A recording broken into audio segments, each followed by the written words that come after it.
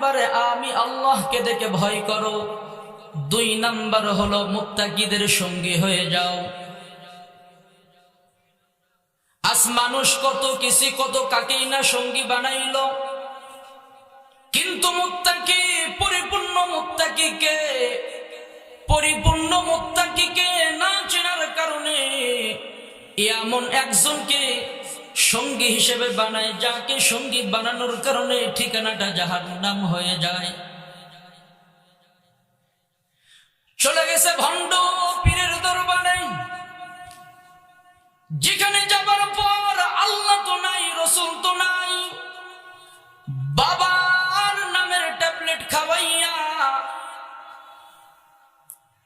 শ্রোতাদেরকে বুঝ দেয় আর বলে এইটাই মুত্তাকির দরবার, এইটাই হক দরবার।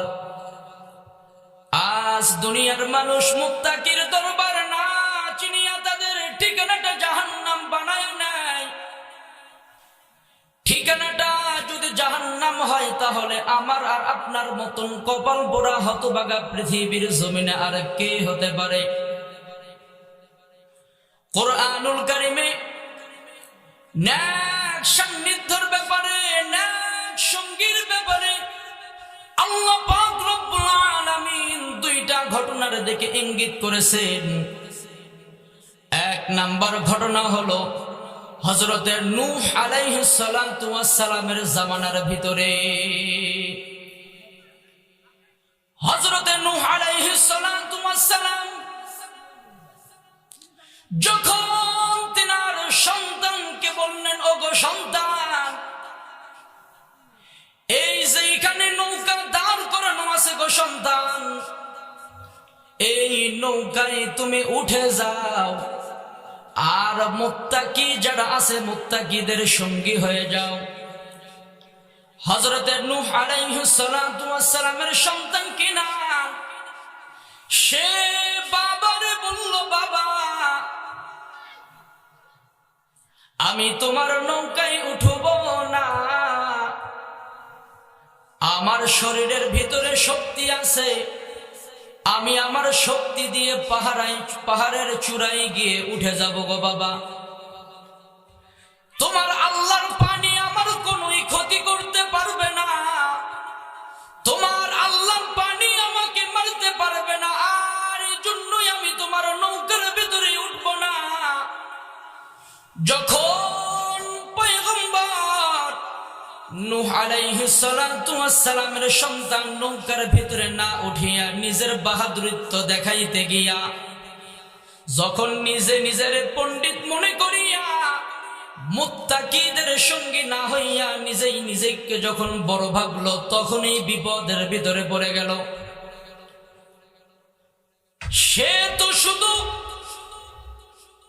ইমানদারের বংশের ভিতরেই ছিল না, তার বাবা ছিল স্বয়ং নবী, সে ছিল নবীর উত্তরসূরি।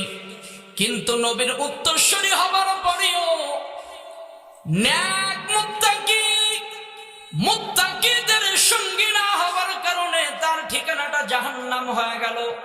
তখন যদি সে পয়গম্বর, তখন যদি সে নবী আলাইহিস সালাতু ওয়াস সালামের কথা মেনে নৌকার ভিতরে উঠে যেত, তাহলে তার ঠিকানাটাও জান্নাত হতো কি হতো না? তাহলেও তার ঠিকানাটা জান্নাত হয়ে যেত। কিন্তু নিজের পণ্ডিত্য দেখাইতে গিয়া, বাহাদুরি করতে গিয়া বাবারে বলল, তোমার আল্লাহ আমারে কিছুই করতে পারবে না, শক্তি আছে, পাহাড়ের চূড়ায় উঠে যাব। এজন্য বলতেছিলাম নেক সান্নিধ্যের ব্যাপারে কথা, নেক সান্নিধ্যের ব্যাপারে আল্লাহ পাক রব্বুল আলামিন বলেন, ও দুনিয়ার মানুষ, 1 নম্বরে আমি আল্লাহকে দেখে ভয় করো,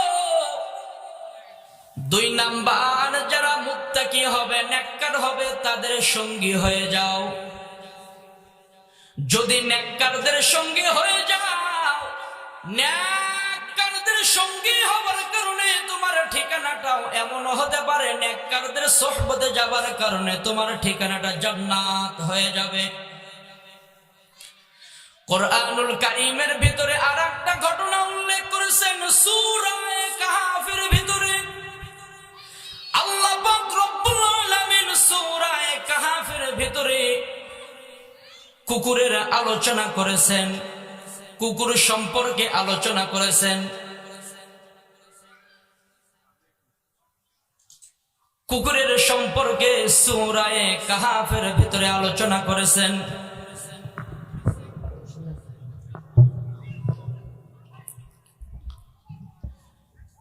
আল্লাহ পাক রব্বুল আলামিন সূরা কাহাফের ভিতরে যে ঘটনাটি উল্লেখ করেছেন, এই ঘটনার ভিতরে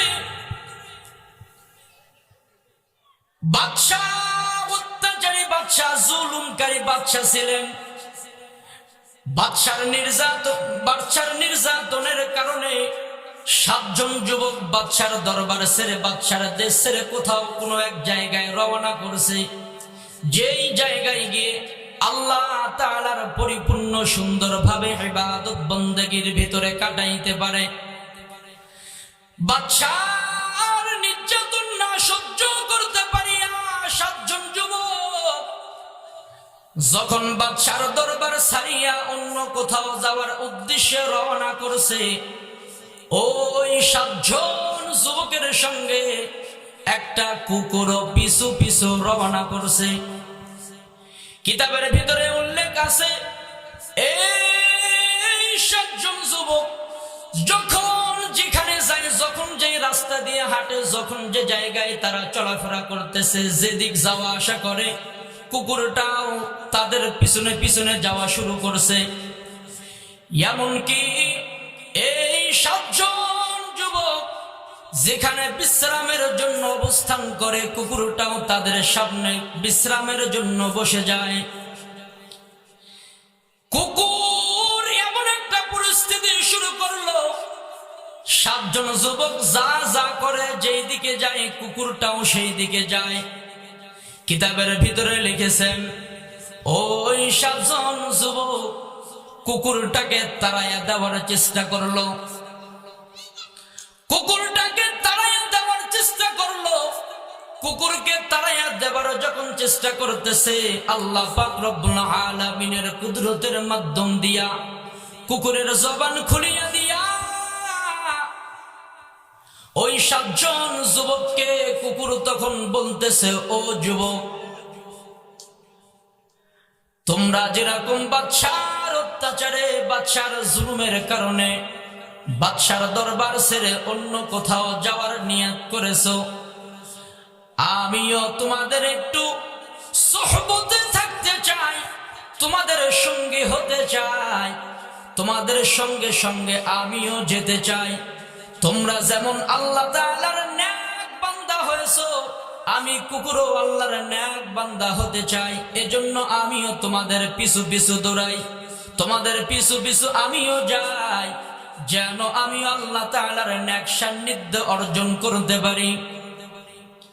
তোমরা আমাকে তাড়াইয়া দাও কেন? এই কথা কুকুর যখন ওই 7 জন যুবককে বললেন, আসহাবে কাহাফের 7 জন যুবককে বলার পর ওই 7 জন যুবক আর ওই কুকুরটাকে তাড়াইয়া দেয় না। কুকুরটাকে না তাড়াইয়া দিয়া এই 7 জন যুবক যে জায়গায় যায়, কুকুরও সেই জায়গায় যায়। এবার চলতে চলতে রাস্তার ভেতরে হঠাৎ করিয়া বিশাল মুষলধারে বৃষ্টি বর্ষণ শুরু হয়ে গেছে। বৃষ্টি বর্ষণ শুরু হয়ে গেল, ঝড় তুফান শুরু হয়ে গেল। তুফানের কারণে 7 জন যুবক একটা গুহায় গিয়ে আশ্রয় নিল। গুহায় গিয়ে আশ্রয় নেবার পর এবার কুকুরটা বাহিরে প্রহরের মতন দাঁড় হইয়া থাকলো। এই 7 জন যুবক যখন বিশ্রাম নেবার জন্য, আশ্রয় নেবার জন্য, বৃষ্টি বাতাসের কবল থেকে বাঁচার জন্য যখন গুহার ভিতরে আশ্রয় নিলেন, তখন এই কুকুরটা তাদের দরওয়াজার সামনে, গুহার মুখের সামনে এমন ভাবে অবস্থান করলেন। কুকুর কেমন করে অবস্থান করেছেন, কুকুরের অবস্থানটা আল্লাহ পাক রব্বুল আলামিন কুরআনুল কারীমের ভিতরে দিয়েছেন। কুকুর কেমন করে তার পা সামনের দিকে লম্বা করিয়া বিছায়া দিয়ে শুয়েছিল, কেমন করে কুকুর অবস্থান করেছে, সম্পর্কে আল্লাহ পাক রব্বুল আলামিন কুরআনুল কারীমের ভিতরে দিয়েছেন।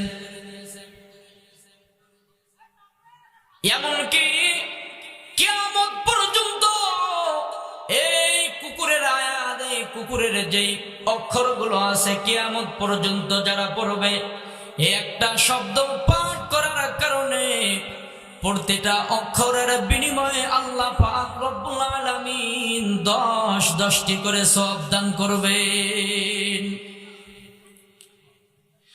শুধু নেককার মুত্তাকিদের সান্নিধ্য অর্জন করার কারণে কুকুরের দাম বেড়ে গেল। পৃথিবীতে কত মাখলুক আছে, কত মাখলুক না পৃথিবীর জমিনের ভিতরে আছে বলেন তো?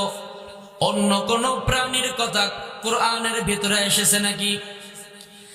আল্লাহ পাক রব্বুল আলামিন জান্নাতের ভিতরে 10টা প্রাণীকে দিবেন, 10টা প্রাণী জান্নাতের ভিতরে দিবেন।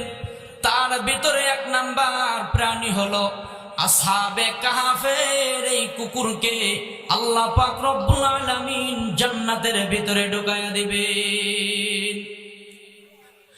অথচ আল্লাহ রাসূল সাল্লাল্লাহু আলাইহি ওয়া আলিহি ওয়াসাল্লাম বলেন, যেই বাড়ির ভিতরে কুকুর লালন পালন করে, যেই বাড়ির ভিতরে কুকুরের ছবি লটকায়া রাখে, কুকুরের ছবি থাকে, সেই বাড়ির ভিতরে আল্লাহ পাক